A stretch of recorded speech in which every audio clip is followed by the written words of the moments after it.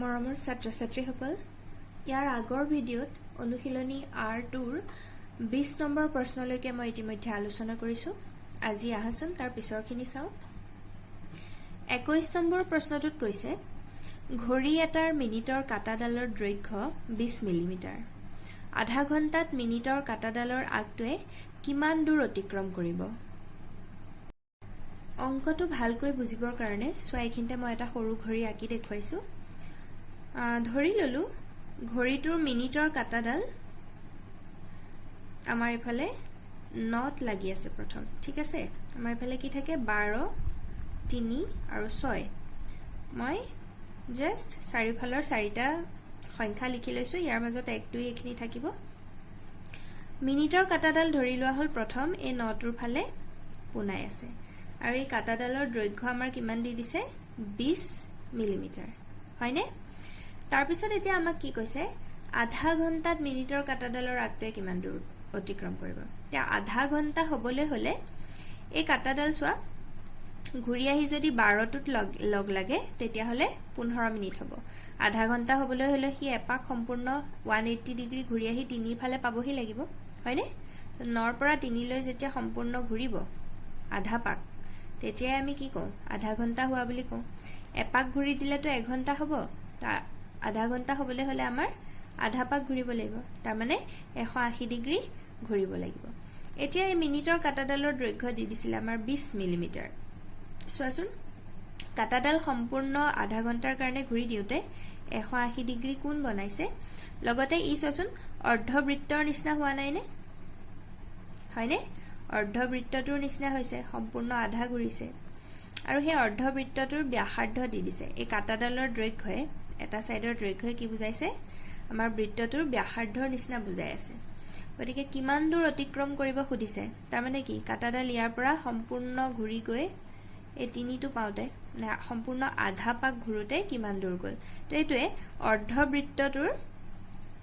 পৰিধি বুজোৱা নাইনে বাৰু? তো আমি অৰ্ধবৃত্তৰ পৰিধিৰ ফৰ্মুলাটো ব্যৱহাৰ কৰিলেই কাটাডালে আধা ঘণ্টাত কিমান দূৰ অতিক্ৰম কৰিব সেইটো উলিয়াব পাৰিম। চোৱা ইয়াৰ ক্ষেত্ৰত আমি লিখি লওঁ আমাৰ কাটাডালৰ দৈৰ্ঘ্যই ব্যাসাৰ্ধ বুজাব, তো r ইকুৱেল লিখিছো ব্যাসাৰ্ধ 20 মিলিমিটাৰ, ঠিক আছে। এতেকে আধা ঘণ্টাত মিনিটৰ কাটাডালৰ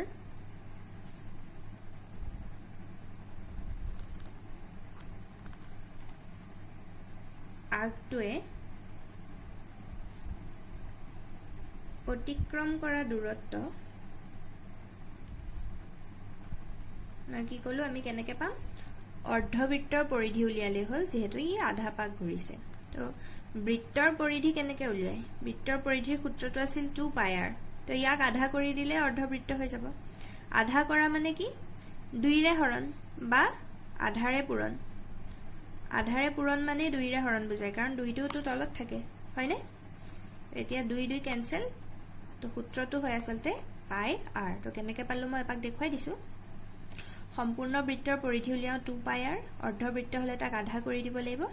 আধা কৰাৰ লগে লগে 2 2 কাটাকুটি গৈ অকল πr বাছি থাকিল।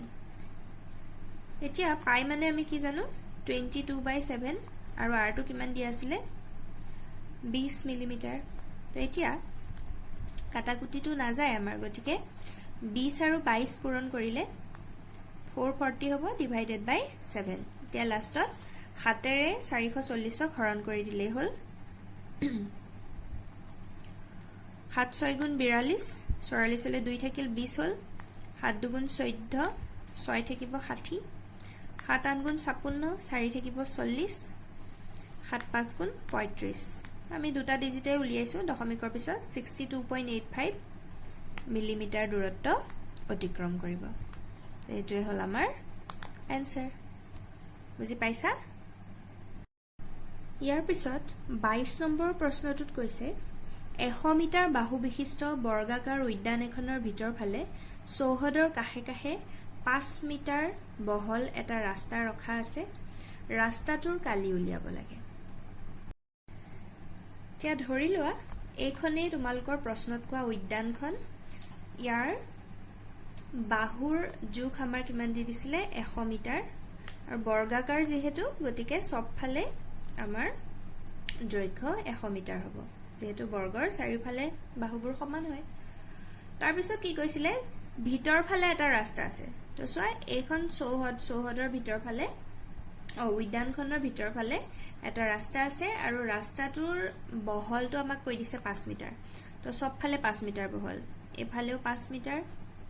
এটো সাইডেও বহলটো 5 মিটাৰ একিটা সাইডতো 5 মিটাৰ বহল চাৰিওফালে এটা ৰাস্তা আছে ভিতৰ ফালে ঠিক আছে এতিয়া আমাক কি উলিয়াবলৈ দিছে ৰাস্তাটোৰ কালি উলিয়াব দিছে তো এনেকুৱা প্ৰবলেম আমি আগতে কৰিছো সোৱা ইয়াত বাহিৰটো এটা বৰ্গ আৰু ভিতৰটো এটা বৰ্গই হৈ আছে তো সোৱা এই ডাঙৰ বৰ্গটোৰ আমি বাহুৰ দৈৰ্ঘ্য জানো 100 মিটাৰ তো আমি ডাঙৰ বৰ্গটোৰ কালি উলিয়াব পাৰিম ঠিক সেইদৰে সেই ডাঙৰ বৰ্গটোৰ কালিৰ পৰা যদি আমি কেনেবাকে সৰু বৰ্গটোৰ কালি বিয়োগ কৰি দিও এই মাজৰখিনি নাইকিয়া হৈ গলে আমি ৰাস্তাটো বাকি নাথাকিব জানো আমাৰ হয়নে গতিকে আমি সাম ডাঙৰ বৰ্গটোৰটো কালি উলিয়াবলৈ সহজ হৈ আছে কাৰণ ইয়াৰ বাহুৰ দৈৰ্ঘ্য জানো 100 মিটাৰ কিন্তু আমি জানিব লাগিব যে এই সৰু বৰ্গটোৰ কালি কেনেকৈ উলিয়াম তাৰ কাৰণে মন কৰা এই সৰু বৰ্গটো ডাঙৰ বৰ্গটোৰ ভিতৰত সোমাই আছে হয়নে আৰু সোৱা ডাঙৰ বৰ্গটো পা দুইফালে দূৰত্ব 5 মিটাৰ আছে তো সোৱা আমি কি জানো যে এই গোটেই টোটেলটোৰ দৈৰ্ঘ্য দিয়া আছিল 100 মিটাৰ তাৰ পৰা সোৱা এই 5 মিটাৰটো গুছি গল এফালে ঠিক হেদৰে এফালেও 5 মিটাৰ গুছি গল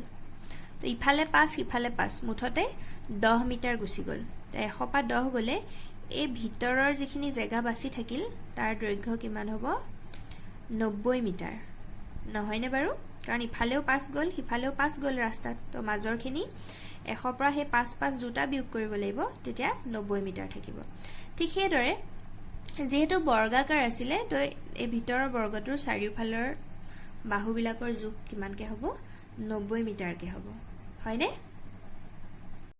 এতিয়া প্ৰথম আমি উদ্যানখন তাৰ মানে এই গোটেই 100 মিটাৰ বাহুযুক্ত যিখন মুঠ উদ্যান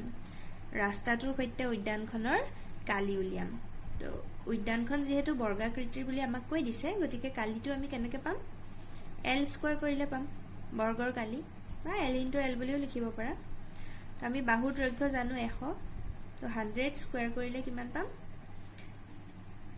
দুটা শূন্য আছে স্কয়াৰ কৰিলে আৰু দুটা বাঢ়ি যাব তাই দুগুণ হৈ যায় এনেকুৱা 0 থকা সংখ্যাবিলাকত 0 ঠিক আছে তো 100 পূৰণ কৰিলে আমি কিমান পাম 10000 বৰ্গমিটাৰ পাম ৰাস্তাৰ সৈতে উদ্যানখনৰ কালি তাৰপিছত ৰাস্তাটো যদি আমি বাদ দিও তেতিয়া আমি ভিতৰৰ অংশৰ কালি কিমান পাম হেতু উলিয়াই লম গতিকে লিখি ললো ৰাস্তাটো বাদ দি বাকি থকা উদ্যানৰ কালি তো এই ক্ষেত্ৰত আমি ভিতৰৰ বৰ্গটো লম আৰু আমি গম পাইছো এই চিত্ৰৰ পৰা ভিতৰৰ বৰ্গটোৰ বাহুৰ দৈৰ্ঘ্য কিমান 90 মিটাৰ তো এই ক্ষেত্ৰটো সূত্ৰ একে l স্কয়াৰে ব্যৱহাৰ হ'ব যেহেতু বৰ্গাকৃতিৰ ইয়াত খালি কি হ'ব 90 স্কয়াৰ হ'ব কাৰণ ভিতৰৰ টুকুৰা কণৰ বাহুৰ জোখ 90 মিটাৰ তো এতিয়া 90 ক বৰ্গ কৰিলে সংখ্যাটো কি আছে 9 0 টো আমি পিছত চাম 9 ক স্কয়াৰ কৰিলে 9 9 গুণ কি হয় 81 এটা শূন্য আছে জাস্ট দুগুণ হৈ যাব দুটা শূন্য আহি যাব 8100 বৰ্গমিটাৰ হল ভিতৰৰ টুকুৰাটোৰ কালি কিন্তু প্ৰশ্নত আমাক ৰাস্তাটোৰ কালিহে সুধিছে তো ৰাস্তাটো কেনেকৈ পাম যদি বাহিৰৰ বৰ্গটো বা ভিতৰৰ বৰ্গটো বিয়োগ কৰি দিও বৰ্গৰ কালি গতিকে এটাকে ৰাস্তাটোৰ কালি কি হ'ব সোৱা বাহিৰৰ মানে এজে হল ৰাস্তা ধৰি উদ্যানখনৰ কালি কি আছিল 10000 তাৰ পৰা ৰাস্তা বাদ দি ভিতৰৰ অংশ বিয়োগ কৰি দিলো 8100 তো এটো বিয়োগ কৰিলে কি পাম সোৱা 0 0 আহিবই এফালে 10ৰ 1 গল 9 ইয়াত 9 থাকিল 9 8 গল থাকিলে 1900 বৰ্গমিটাৰ ঠিক আছে এটোই হল আমাৰ উলিয়াবলগীয়া ৰাস্তাটোৰ কালি 23 নম্বৰ প্ৰশ্নটো প্ৰায় একে ইয়াত কি কৈছে 180 মিটাৰ দৈৰ্ঘ্য আৰু 120 মিটাৰ প্ৰস্থৰ আয়তাকাৰ পথাৰ এখনৰ সীমাৰ বাহিৰেৰে 6 মিটাৰ প্ৰস্থৰ এটা ৰাস্তা আছে 22টোত কৈছিল উদ্যানখনৰ ভিতৰত আছে ৰাস্তাটো এবাৰ কি কৈছে পথাৰখনৰ বাহিৰত আছে ৰাস্তাটো ৰাস্তাটোৰ প্ৰস্থ দিছে 6 মিটাৰ বহল আকৌ একে ৰাস্তাটোৰ কালিয়ে উলিয়াব লাগে এবাৰ যেহেতু দৈৰ্ঘ্য আৰু প্ৰস্থ বেলেগ বেলেগ গতিকে পথাৰখন আয়তাকৃতিৰ হ'ল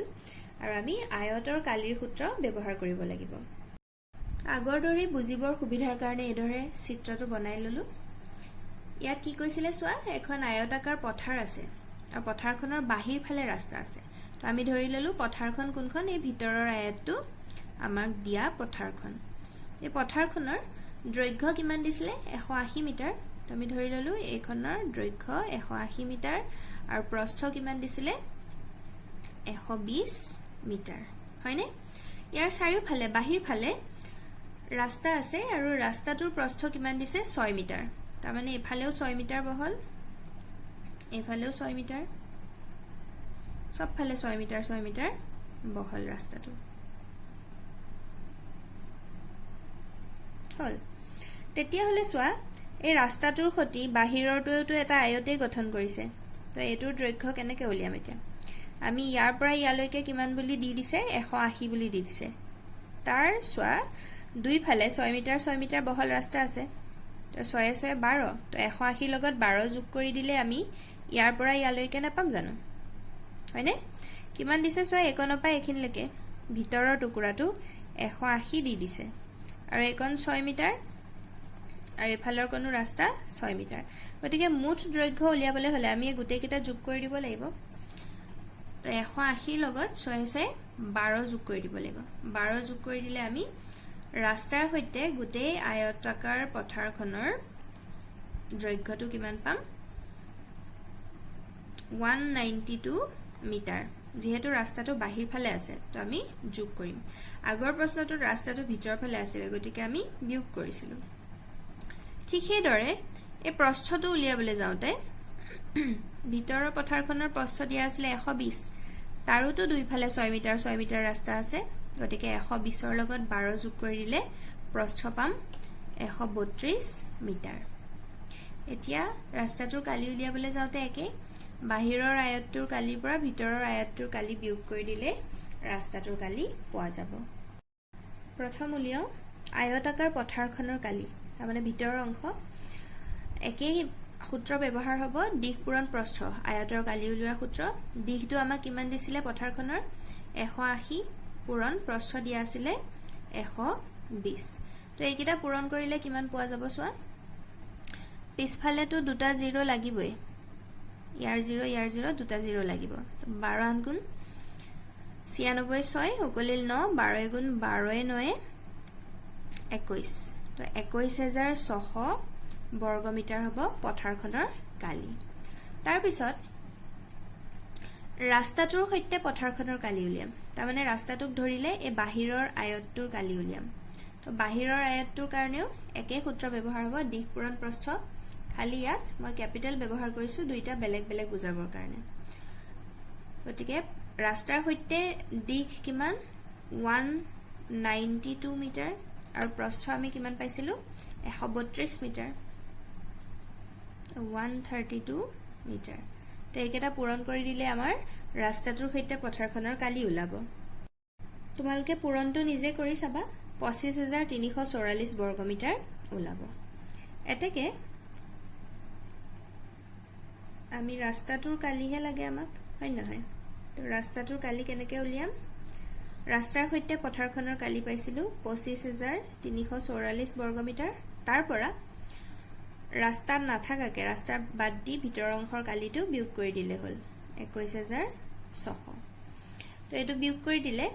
আমি কিমান পাম 4 0 গল 4 4 0 গল 4 3 আছে গতিকে ধাৰ কৰিম 13 হ'ল 13 6 গল 7 আৰু ইয়াত 4 বাকি থাকিব 4 1 গল থাকিল 3 তো 3744 বৰ্গমিটাৰ এটো হ'ব ৰাস্তাটোৰ কালি যেটো আমাক প্ৰশ্নত উলিয়াবলৈ দিছে বুজি পাইছা নিশ্চয় তাৰ পিছত 24 নম্বৰ প্ৰশ্নটোত তলৰ চিত্ৰত ছা দিয়া অংশৰ কালি উলিয়াবলৈ দিছে তাৰমানে যিকোন এখন ডাৰ্ক কালাৰ কৰি থোৱা আছে এই ব্লেক কালাৰ কৰি থোৱা জেগাখিনিৰ কালি উলিয়াব লাগে এতিয়া চোৱা এই যে সা হৈ থকা অংশকণ যদি আমি ভালকে লক্ষ্য কৰো ই আমাৰ চতুৰ্ভুজ আকৃতিত হৈ আছে চাৰিটা বাহু আছে এইকণ এটো এটা বাহু এটো আৰু এটো চতুৰ্ভুজ অংশ হৈ আছে হয়নে তো হেতুৰ কালি উলিয়াবলে ডাইৰেক্ট অকণমান অসুবিধা হৈ আছে তাতকৈ আমি যদি ভালকৈ লক্ষ্য কৰো চিত্ৰটো সোয়া এজে হল গুটেই চিত্ৰটো এটা আয়ত নহয়নে কাৰণ এফালেও 3 সেমি এফালেও 3 সেমি দুইটা সাইড সমান এফালৰ দুটা সাইডো সমানে তো এই গুটেই চিত্ৰটো এটা কি হৈ আছে আয়ত হৈ আছে তো আমি তো আয়তৰ কালি উলিয়াব জানো নহয়নে বাৰু তাৰ পিছত এই সা অংশ বাদ দি বাকি টুকুৰা দুটা এটো এটা ত্ৰিভুজ হৈ আছে আৰু এফালৰ টুকুৰাটো এটা ত্ৰিভুজ হৈ আছে তো সেই দুটা ত্ৰিভুজৰ যদি কেনেবাকে কালি উলিয়াব পাৰো আৰু এই গুটেই আয়তটোৰ পৰা এই ত্ৰিভুজ দুটাৰ কালি যদি আমি বিয়োগ কৰি দিও তেতিয়া হলে আমাৰ একন উলাই না যাব জানো কি কৈছো মই গুটেই চিত্ৰটো আয়তৰ পৰা এই বগা অংশ কিটা যদি আমি বিয়োগ কৰি দিও বগা অংশকন কাটি দিলে কলা অংশখিনি থাকি না যাব জানো আমি এতিয়া হেতুই কৰিম সোয়া চিত্ৰটো এই ধৰণে আঁকি লৈছো আৰু আমাৰ সুবিধাৰ কাৰণে এই বিন্দুটোৰ নাম যদিও প্ৰশ্নত দিয়া নাই মই এফ বিন্দু হিচাপে ধৰি লৈছো ঠিক আছে তেতিয়া আমাৰ বুজিবলৈ সুবিধা হ'ব এতিয়া আমাৰ এই সা অংশ মানে ৰং কৰা অংশখিনি কালি উলিয়াব লাগে মই কি কৈছিলো এই আয়তটোৰ কালিৰ পৰা যদি এ ডি ই এফ ত্ৰিভুজ আৰু বি সি ই এই দুইটা এটা ত্ৰিভুজ এটো এটা ত্ৰিভুজ এটো এটা ত্ৰিভুজ হয়নে তো ধৰি ললো মই এটো ত্ৰিভুজ 1 নম্বৰ আৰু এটো ত্ৰিভুজ 2 নম্বৰ তো আয়তটো পৰা এই ত্ৰিভুজ অংশ দুটা যদি আমি নাইকিয়া কৰি দিও তেতিয়া হলে আমাৰ সা দিয়া অংশকন বাকি ৰৈ যাব হয়নে তো আমাৰ প্ৰথম কাম হল কি উলিয়াম আমি আয়তটোৰ কালি উলিয়াম আয়তটোৰ কালি উলিয়াবলৈ যাওতে আয়তটোৰ দীঘ আৰু প্ৰস্থ জানিব লাগিব প্ৰস্থটো দিয়া আছে বাৰু 3 সেমি কিন্তু দৈৰ্ঘ্যটো কি হ'ব তাৰ কাৰণে সব ওপৰৰ অংশটো ডিৰ পৰা ই লৈকে দিছে 3 সেমি আৰু ইৰ পৰা সি লৈকে দিছে 4 সেমি গতিকে গুটেইকন কিমান হ'ব বাৰু 3 আৰু 4 যোগ কৰি দিলে হ'ল গুটেই টুকুৰাৰ দৈৰ্ঘ্য কিমান হ'ব 7 সেমি হয়নে তো এতিয়া আমাৰ হাতত আয়তৰ দীঘো আছে আয়তৰ প্ৰস্থও আছে ঠিক আছে এতিয়া আমি উলিয়াম এতেকে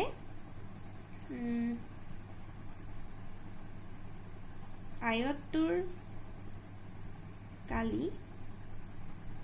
ইকুৱেল তো কেনেকে পাম l * b দিশ পূৰণ প্ৰস্থ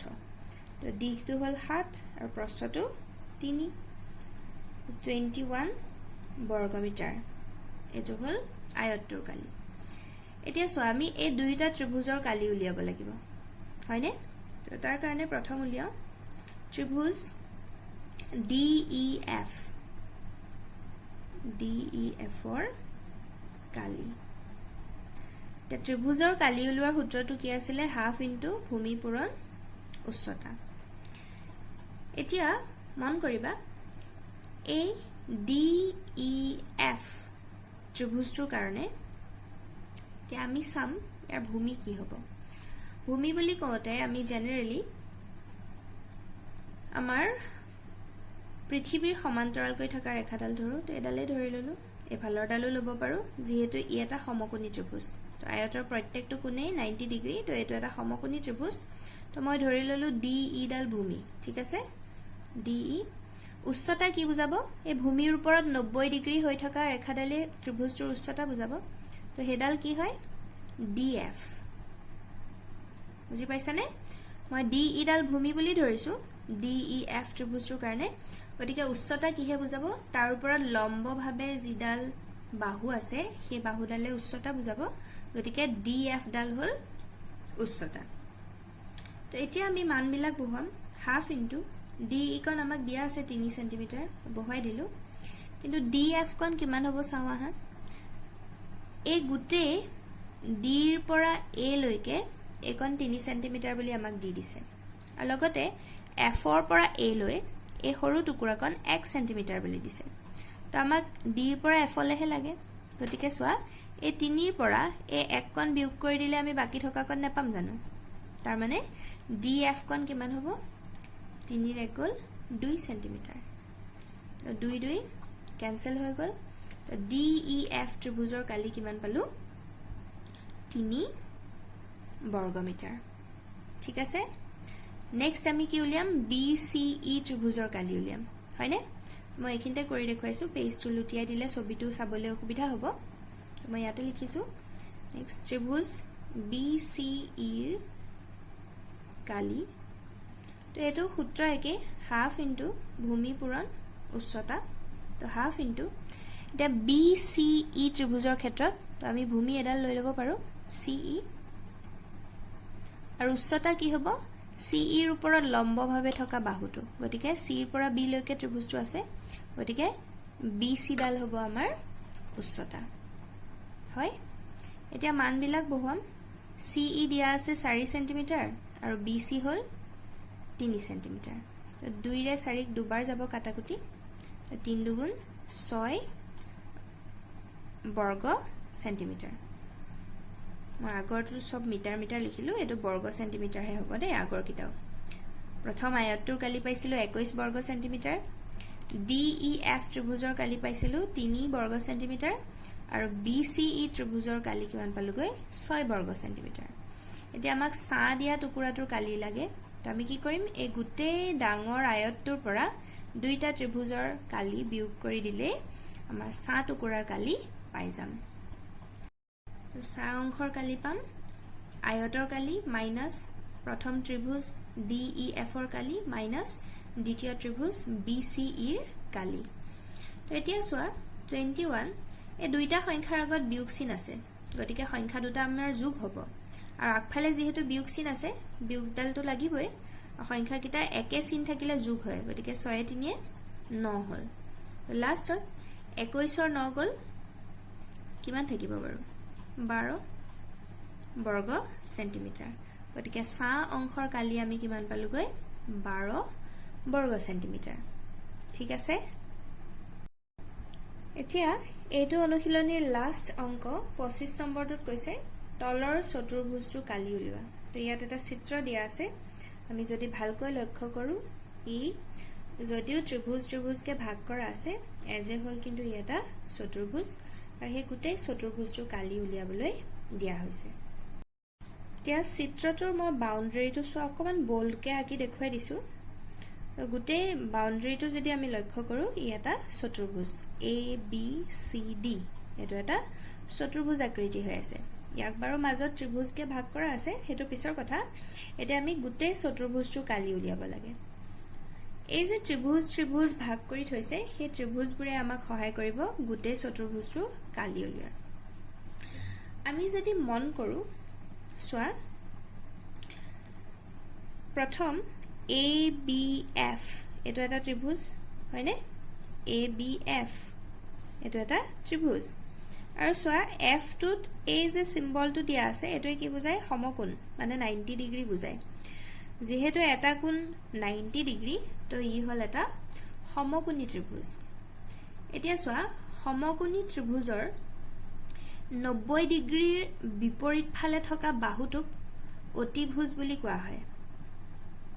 হয়নে কৰ্ণ বুলি কোৱা হয় অৰ্থাৎ হাইপোটেনিউজ 90 ডিগ্ৰীৰ অপোজিট সাইডটো কি কোৱা হয় কৰ্ণ অতিভুজ বা ইংলিছত হাইপোটেনিউজ বুলি কোৱা হয় আৰু বাকি কেটাৰ এটাই ভূমি বুজায় আৰু এটাই লম্ব বুজায় এতিয়া আমি পাইথাগোৰাছৰ থিওৰেমটো যদি ব্যৱহাৰ কৰো এই থিওৰেমটোৰ পৰা আমি এ এফ এ বাহুটোনো কিমান হ'ব হেতু আমি উলিয়াব পাৰিম ঠিক হেদৰে আকৌ বি সি এফ এটো এটা ত্ৰিভুজ মো বেকাই হৈ গলগে এটো এটা ত্ৰিভুজ তো ইয়াটো সোয়াইফালে 90 ডিগ্ৰী মানে কি এফালৰটো 90 হ'ব তো ইউ এটা সমকোণী ত্ৰিভুজ ৰাইট এংগল ট্ৰায়াঙ্গল ইয়াৰো আমি দুটা সাইড জানো 90 ডিগ্ৰীৰ অপোজিট বিসি এটো হ'ব হাইপোটেনিউজ অতিভুজ বা কৰ্ণ তো আমি সিএফ ডাল উলিয়াবৰ কাৰণে আকৌ পাইথাগোৰাছৰ থিওৰেমটোৱে ব্যৱহাৰ কৰিম পাইথাগোৰাছৰ উপপাদ্য এতিয়া প্ৰথম ত্ৰিভুজ ABF ইয়াৰ ক্ষেত্ৰত এতিয়া পাইথাগোৰাছৰ উপপাদ্য ব্যৱহাৰ কৰিম তো তোমালোকৰ প্ৰথমতে মনত পেলাই ল'ব লাগিব উপপাদ্যটোনো কি আছিল তো পাইথাগোৰাছৰ উপপাদ্যটো কি আছিল কৰ্ণ স্কয়াৰ তাৰ মানে হাইপোটেনিউজ স্কয়াৰ ইকুৱেল টু ভূমি স্কয়াৰ প্লাস লম্ব স্কয়াৰ তাৰ মানে বেস স্কয়াৰ ইনটু পাৰপেন্ডিকুলাৰ স্কয়াৰ তাৰ মানে কি এটা সমকোণী ত্ৰিভুজৰ ৰাইট এংগল ট্ৰায়াঙ্গল এটাৰ বেস আৰু পাৰপেন্ডিকুলাৰ তাৰ মানে ভূমি আৰু লম্বক স্কয়াৰ কৰি যদি আমি তাৰ সামটো লওঁ যোগফলটো লওঁ হি সদায় কৰ্ণ অৰ্থাৎ হাইপোটেনিউজৰ বৰ্গৰ সমান হয় তো এতিয়া আমাৰ ABF ত্ৰিভুজৰ ক্ষেত্ৰত এটো ব্যৱহাৰ কৰিম তো প্ৰথমতে আমি জানিব লাগিব কৰ্ণনো কোনডাল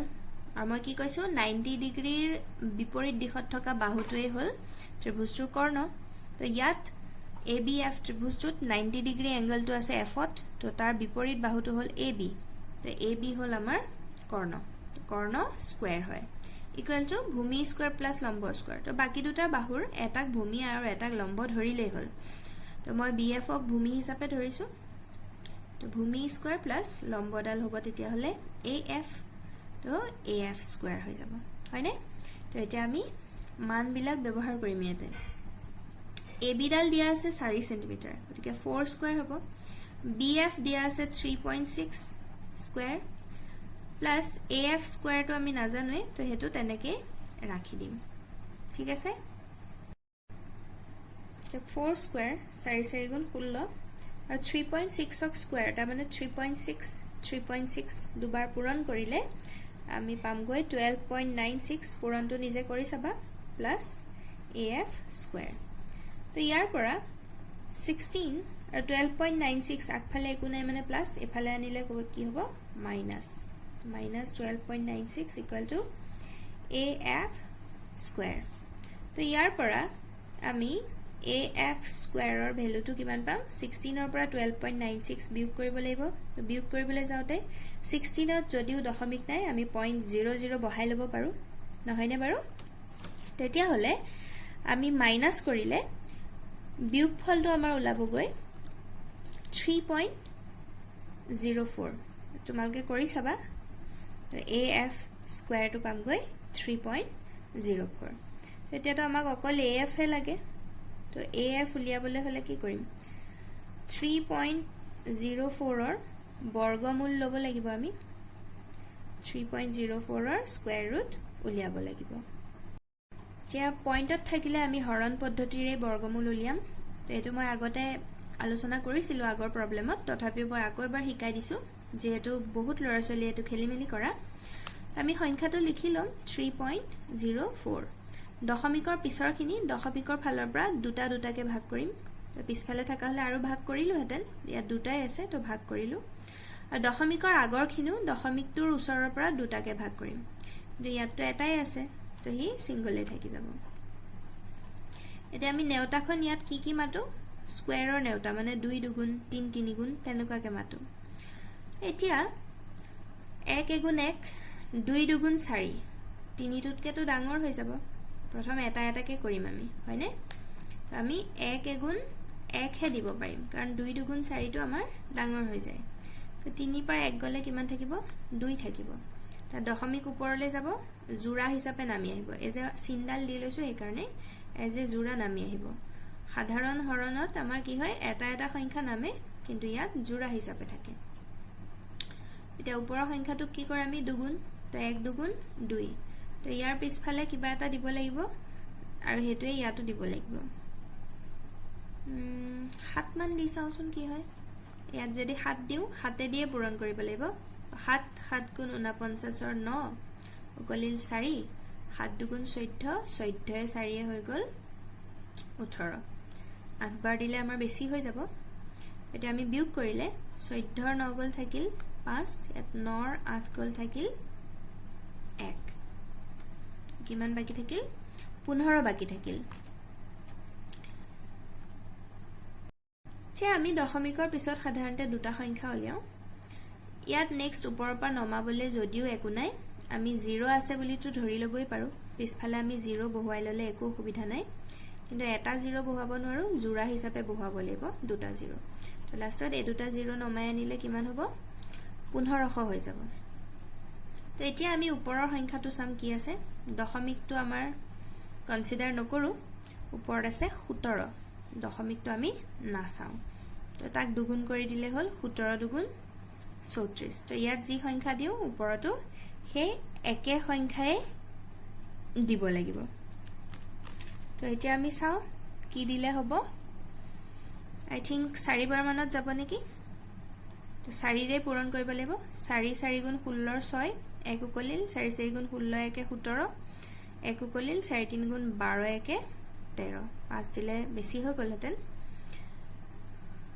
এতিয়া আমি বিয়োগ কৰিলে 10 ৰ 6 গল 4 9 ৰ 7 গল 2 ইয়াত 4 থাকিব 4 3 গল 1 তো আমি আৰু কৰি নাথাকো কৰিলে উলাই গৈ থাকিব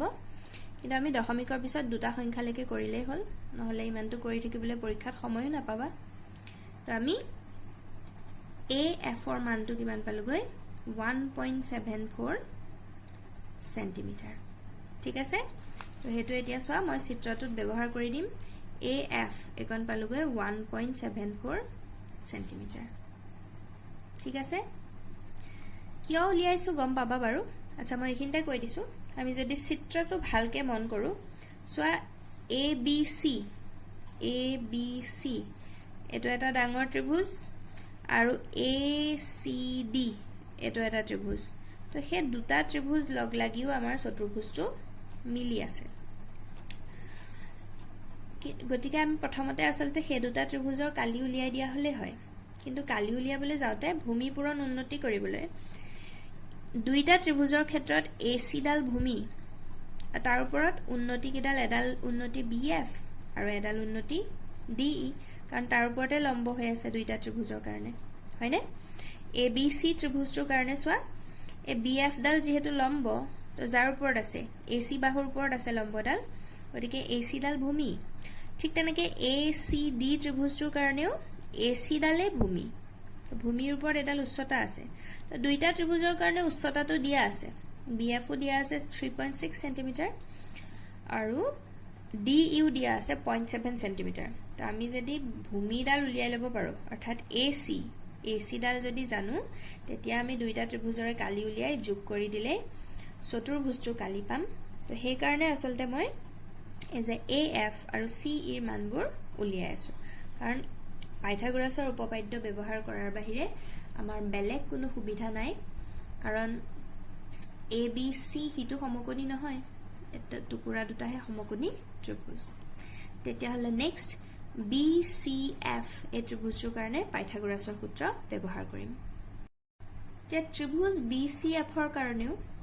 90 ডিগ্ৰীৰ অপোজিট বাহু অৰ্থাৎ BC হল কৰ্ণ আৰু বাকি দুটা আমি এটা লম্ব আৰু এটা ভূমি হিচাপে ব্যৱহাৰ কৰিম গতিকে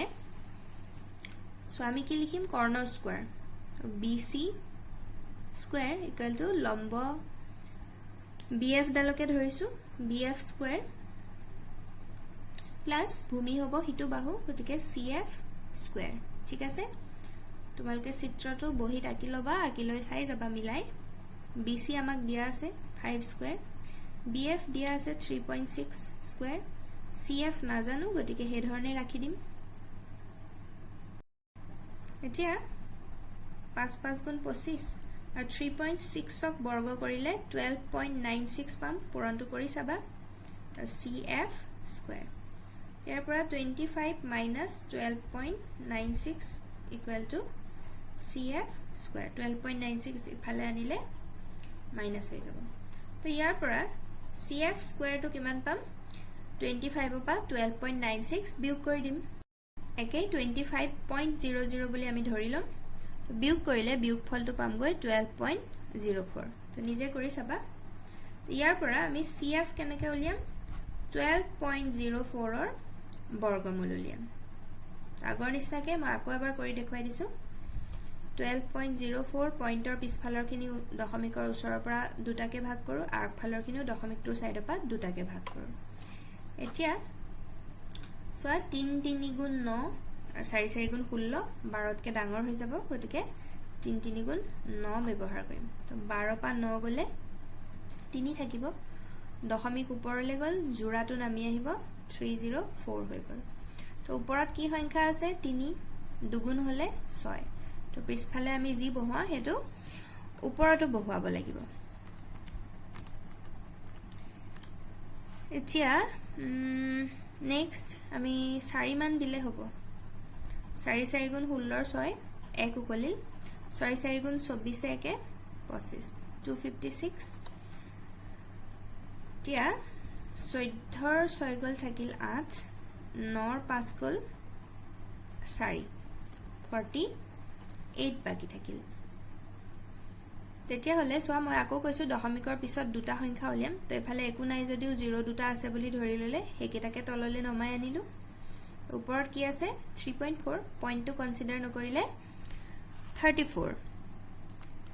তো 34 ক দুগুণ কৰিলে হ'ব আমাৰ 68 তো ইয়াৰ পিছফালে যি সংখ্যা বহুৱাও ওপৰতো হে একে সংখ্যাই বহুৱাব লাগিব এতিয়া আমি নেক্সট সবাৰ মান দিলে হ'ব নেকি 6 6 গুণ 36 और 6 3 উকলিল 8 6 গুণ 48 48 से 3 51 और 1 5 উকলিল और 6 6 গুণ 36 36 से 5 41 আমি বিয়োগটো কৰি নাথাকিলেও হ'ব কাৰণ আমাক যিকন লাগে ওপৰৰ সংখ্যা হেকন পাই গলো 3.46 তো ইয়াৰ পৰা আমি কি পালো গৈ CF = 3.46 সেন্টিমিটাৰ তো এটো এতিয়া আমি চিত্ৰটোত বহুৱাই দিম CF পালোগে কিমান 3.46 সেন্টিমিটাৰ এতিয়া সোয়া যেহেতু আমাৰ হাতত AF ৰ ভ্যালু আছে 1.74 CF ৰ ভ্যালু আছে 3.46 গতিকে আমি AC ডাল উলিয়াব নোৱাৰিম নে AF আৰু CF প্লাস কৰি দিলে আমি AC টো পাই যাম হয়নে তো মই এখিনতে কৰি দেখুৱাইছো 1.74 আৰু 3.46 কিটা যোগ কৰি দিলে 6 4 10 0 1 উকলিল 7 1 8 4 12 1 উকলিল 1 1 2 3 2 5 এই AC ডাল তেতিয়া হলে হ'ব 5.20 বা 5.2 লিখিব পাৰো এই গুটে AC একদম A এৰ পৰা আৰম্ভ কৰি C লৈকে এডাল কিমান পাম 5.2 সেন্টিমিটাৰ তো হেডালেটো আমাক লাগিছিলে কাৰণ ABC আৰু ACD দুইটা ত্ৰিভুজৰ কাৰণে হেডালে হল আমাৰ ভূমি অৰ্থাৎ বেস এতিয়া ত্ৰিভুজ ABC কালি উলিয়াম হাফ ইনটু ভূমি পূৰণ উচ্চতা ভূমিডাল AC আৰু ABC ত্ৰিভুজৰ কাৰণে উচ্চতাডাল হল লম্বডাল অৰ্থাৎ BF এতিয়া মান বিলাক বহুৱাই দিম AC পালুগে আমি 5.2 আৰু BF দিয়া আছিল 3.6 এতিয়া সোয়া 5.2 আৰু 3.6 দুইটাকে দুইৰে কাটাকুটি যাব কাৰণ পিছফালৰ সংখ্যাটো যুগ্ম তো মই ডাঙৰটো অৰ্থাৎ 5.2 কে কাটি দিও দুইৰে কৰিলে 2 দুগুণ 4 5 লৈ 1 বাকি থাকিল দশমিক বহিব 12 হ'ব 2 6 গুণ 12 লাষ্ট 2.6 আৰু 3.6 ক পূৰণ কৰি দিলে হল কিটা পূৰণ কৰিলে পাম আমি 9.36 বৰ্গ সেন্টিমিটাৰ ঠিক একেদৰে এতিয়া আমি নেক্সট ত্ৰিভুজ ACD এৰ কালি উলিয়াম সূত্ৰ একে হাফ ইনটু ভূমি পূৰণ উচ্চতা হাফ ইনটু দুইটা ত্ৰিভুজৰ কাৰণে ভূমি AC আছিলে আৰু ACD ত্ৰিভুজৰ কাৰণে উচ্চতা তাৰ লম্বডাল যিডাল আছিলে DE হয় তা হাফ ইনটু AC আমি পাইছিলো 5.2 ইনটু DE দিয়া আছিল আমাৰ 0.7 এটা 2 ৰে 5.2 কাটাকুটি কৰিলে কিমান পাম 2.6 এটা 2.6 আৰু 0.7 পূৰণ কৰিব লাগিব তো হেকেটা পূৰণ কৰিলে পাবাগৈ 1.82 বৰ্গ সেন্টিমিটাৰ এতিয়া যেহেতু আমি ত্ৰিভুজ দুটাৰ কালি উলিয়ালো চতুৰ্ভুজটো কালি উলিয়াবলৈ তেনি সহজ হৈ গল তে চিত্ৰটো মন কৰা মই এটা অকমান লেটৰা কৰি দিম দেই এই যে ABC ত্ৰিভুজটো আছিলে ABC ত্ৰিভুজ হয়নে তাৰ লগত এই ACD ত্ৰিভুজটো ধৰিব পাৰিছেনে মই ABC টো ৰং কৰি দিছো ABC ত্ৰিভুজৰ লগত যদি ACD এই ত্ৰিভুজখন যোগ কৰি দিয়া আমি ABCD চতুৰ্ভুজৰ কালি নাপাম জানো দুইটা ত্ৰিভুজৰ কালি আমাৰ যোগ কৰি দিলে হৈ যাব গতিকে আমি চতুৰ্ভুজৰ কালি পামগৈ 9.36 প্লাস 1.82 কৰিলে 11.18 বৰ্গ সেন্টিমিটাৰ ঠিক আছে বুজি পাইছানে বাৰু তোমালকে কেনেকুৱা কি পাইছা মই পঢ়োৱাখিনি বুজি পাইছেনে নাই কমেন্ট বক্সত জনাবা এই অনুশীলনীটো ইমানতে শেষ হৈছে যদি চেনেলটো তোমালকে পছন্দ কৰিছা মই পঢ়োৱাখিনি যদি ভালকৈ বুজি পাইছা সাবস্ক্ৰাইব কৰি লবা যাতে পিছৰ চেপ্টাৰখিনিও এইদৰে পাই থাকা আৰু ভিডিঅ'বোৰ ভাল পালে বুজোৱাখিনি বুজি পালে লাইক কৰিবা লগৰবিলাকৰ লগত শ্বেয়াৰো কৰি দিবা ঠিক আছে ধন্যবাদ